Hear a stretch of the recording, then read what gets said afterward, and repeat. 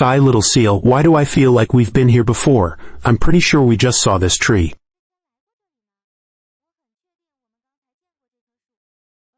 Impossible. I'm following the map exactly. Let me see. If the mountain is here and there, then we should head in this direction. We can't go that way, unless you can fly and just haven't told me.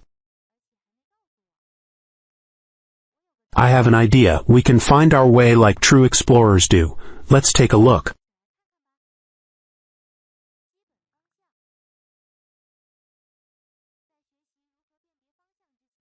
Before learning how to find our direction, we first need to understand what cardinal directions are.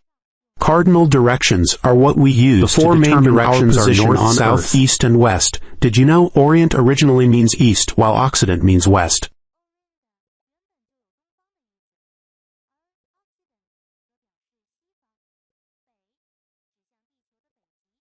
North points to the Earth's North Pole, south points to the opposite end, east is where the sun rises, and west is where the sun sets.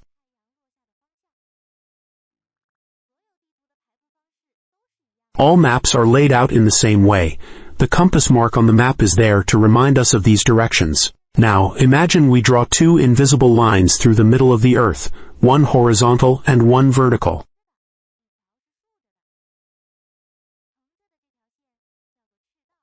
The horizontal line is called the equator.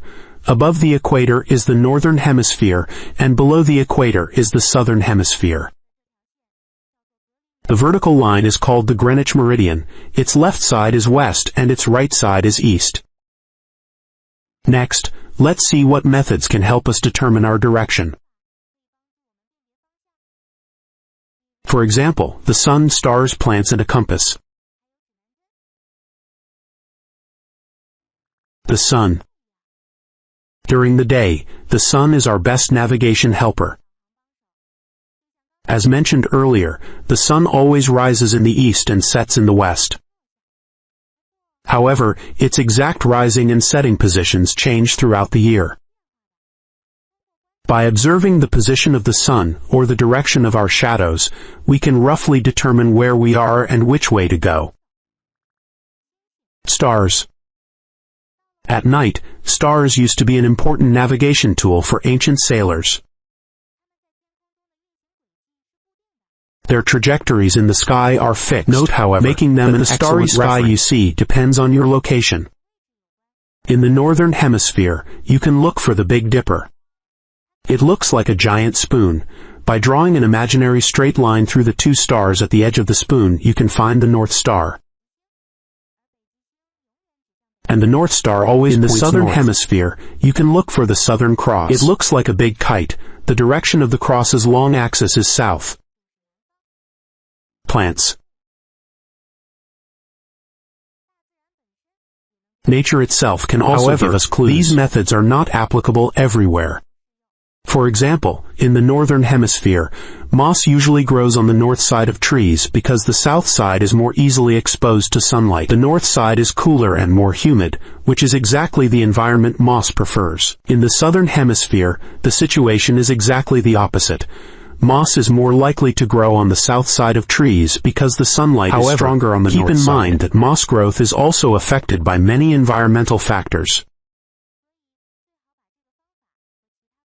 So it's best to use this method along with others for more reliability. A compass is a tool containing a magnetized needle that aligns with the Earth's magnetic field. It always points north. Once you know north, you can easily find south, east, and west.